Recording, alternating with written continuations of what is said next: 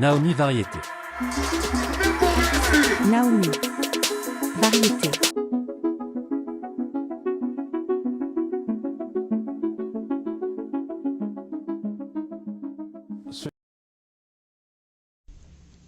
Pouvez-vous nous expliquer en quelques mots votre rencontre avec l'écriture, notamment la poésie? En fait, je ne sais pas si je peux appeler ça privilège ou chance. Disons que j'ai grandi dans un milieu familial dominé par la spiritualité et la culture. C'est-à-dire, il y a des gens chez moi qui ont fait des études de toutes sortes, infirmières, avocats, philosophes, enseignants, gestionnaires. Donc, il y a des livres partout dans la maison. De ce fait, pendant mon enfance et mon adolescence, j'ai eu plusieurs occasions de me plonger dans les livres qui sont devenus mon univers plus tard. Le livre qui m'a donné le goût de la lecture, c'est Dale Carnegie, Comment se faire des amis. Ce n'est pas un livre poétique, c'est un livre sur les relations humaines et l'entrepreneuriat. Par la suite, j'ai découvert d'autres grands auteurs tels que Hugo, Coriolan Hardouin, Durand, Daniel Steele, Milan Kundera aussi, qui a eu un grand impact sur ma vie. Puis j'ai commencé à écrire à l'âge de 15 ans. Et je pense que c'est une aventure qui va durer pratiquement toute ma vie. Et si on parlait de la première partie du livre, Silence intime, qu'est-ce que le silence d'après toi? En fait, le problème en Occident, c'est qu'on cherche à saisir les phénomènes de la vie à travers des mots. Ce qui n'est pas toujours le cas. Par exemple, le temps, la beauté, l'amour, ce ne sont pas des choses qu'on peut saisir pleinement avec des mots. Il en est de même pour le silence.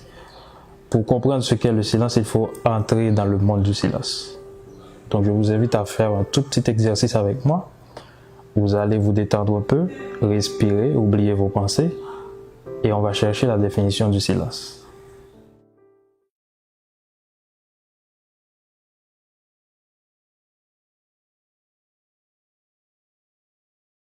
Voilà.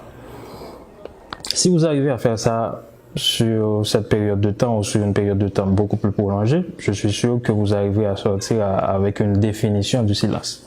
Même si ce n'est pas celle qui est acceptée par tout le monde ou celle qui se trouve dans un dictionnaire. Et si toutefois vous voulez consulter un dictionnaire, vous allez découvrir que le silence est défini comme une absence de bruit, c'est-à-dire des sons désagréables à l'oreille. Définition qui pour moi est incomplète et problématique. La problématique du silence, ce serait quoi à ton avis? En fait, la problématique du silence se trouve dans la définition que donne le dictionnaire. Quand on dit absence de bruit, cela sous-entend que le bruit fait allusion au son désagréable. Donc, si dans cette pièce, j'éteins tous les sons désagréables, dans cette pièce et autour de moi, et que je mets une symphonie de Beethoven, par exemple, est-ce que cela signifierait que je serais en silence? Non. Pour moi, le silence, c'est pas seulement l'absence des bruits ou des sons désagréables, c'est l'absence des sons tout court, qu'ils soient agréables ou pas.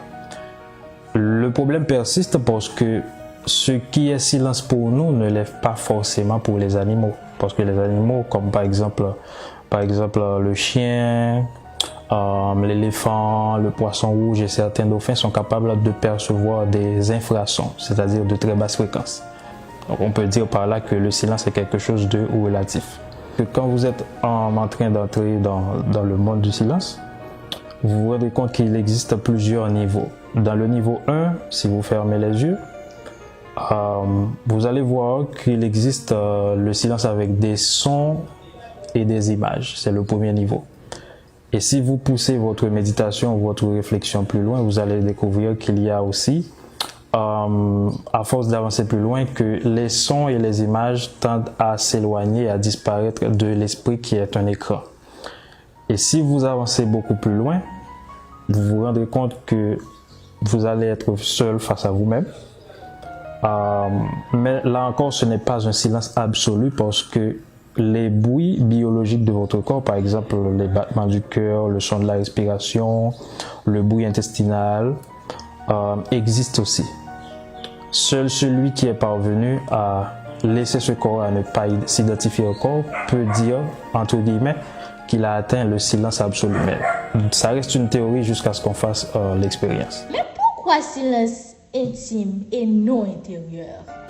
Je parle de silence intime et non intérieur parce que ce qui est intérieur n'est pas nécessairement intime pour autant. Par exemple, le cerveau et l'organe sexuel. Le cerveau est situé à l'intérieur de la boîte crânienne, alors qu'il suffit que j'enlève mes vêtements pour que mes organes génitaux, une bonne partie de mes organes génitaux soient visibles. Donc, même si mon cerveau est à l'intérieur de mon corps et que mon organe sexuel est à l'extérieur, pourtant mon cerveau n'est pas considéré comme une partie intime de mon corps. Donc l'intériorité n'est pas nécessairement synonyme d'intimité. Donc l'intimité c'est beaucoup plus fort. Et comment ce livre est-il né? Ce livre est né à partir de l'influence que ma mère a exercée sur moi et exerce encore jusqu'à présent. Parce que ma mère c'est une personne hyper silencieuse. Les gens disent qu'elle a l'âme tranquille comme celle d'un mouton. Donc, je me suis inspiré du silence de ma mère. Et si vous connaissez ma mère, vous la verrez à travers moi aussi.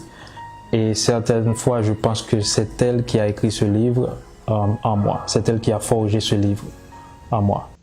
Donc, vous considérez que le silence est un aspect important dans notre vie? Je considère que c'est un aspect fondamental parce que la plupart des grandes choses de la vie naissent à partir du silence. Un enfant qui va naître passe environ 9 mois dans le sein de sa mère. La créativité, pour créer, on a besoin de silence. Le scientifique qui travaille dans son laboratoire a besoin de silence. Pour ceux qui lisent la Bible, si vous scrutez les évangiles, vous allez découvrir que Jésus était allé dans le désert et aussi au sommet des montagnes. Le désert symbolise le silence et la montagne symbolise l'élévation de la conscience. De ce fait, on peut dire que Jésus recherchait un silence intime, ce dont je parle, et une connexion intime avec son Père. La graine qui va germer pour devenir une plante a besoin du silence des entrailles de la terre, donc le silence fait partie intégrante de notre vie. Sauf que c'est un besoin auquel on n'accorde pas toujours de l'importance parce qu'on vit dans un monde qui s'appuie sur la vitesse. Tout se fait à la va-vite, mais on n'a pas le temps d'être en contact avec soi-même. Mais le silence est un besoin fondamental. Et qu'en est-il de cahiers de réflexion? Pourquoi cahier? Cahier de réflexion, je dois d'abord préciser que c'était pas mon intention de publier cahier de réflexion et silence intime d'un seul coup. Cette décision, ce sont les éditeurs qui l'ont prise. Cahier de réflexion parce qu'au début, je n'avais pas l'intention d'en faire un livre. Chaque idée qui me montait par la tête, je l'écrivais dans mon cahier. Et puis, je partageais ces idées avec mon ami et mentor Claude Jean, qui est mort il y a environ 1 an. Puis, il les corrigeait, il me donnait des conseils. Et puis, par la suite, je me suis dit, pourquoi ne pas en faire un livre? Artistiquement parlant, je peux dire que c'est Claude Jean, dit Brad Pitt, qui m'a créé. J'ai été son disciple pendant 7 ans et j'ai appris beaucoup de choses de lui. Je me suis aussi inspiré des maximes de François de La Rochefoucauld, sauf que, à la différence, les idées que je traite dans le cahier de réflexion sont regroupées par thématiques. Il y a des idées sur l'amour, la nature, la vertu, la réalité, l'esprit, etc. Dans ce cas, considérez-vous votre livre comme une œuvre d'art? Je ne sais pas. Parce que je pense que c'est très peu objectif d'être à la fois le créateur et le juge de son livre. Je pense que je vais laisser le soin au lecteur de juger si ce livre est une œuvre d'art ou pas. Sauf que tout ce que je peux vous dire, c'est que quand j'écris, mon souci premier, c'est la profondeur. Si c'est profond, pour moi, c'est à 90% réussi. Et voilà, merci Weber Joujou d'avoir répondu à toutes nos questions. Et pour finir, pouvez-vous dire aux lecteurs, fans et internautes où est-ce qu'ils peuvent acheter votre livre? Mon livre est disponible en ligne sur le site web de la maison d'édition, éditionspinel.com, furet.com, nouveautééditeur.bnf.fr. Pour les personnes qui n'ont pas la possibilité d'acheter le livre en ligne, elles peuvent rentrer en contact avec moi via mon compte Facebook, Weber Joujou, par Instagram, Webson69, et aussi par téléphone, 829 569 87 56. Merci beaucoup. Ciao, ciao. Naomi Variété. Naomi. Variété. Nahami Varieties, your source for entertainment and celebrities news.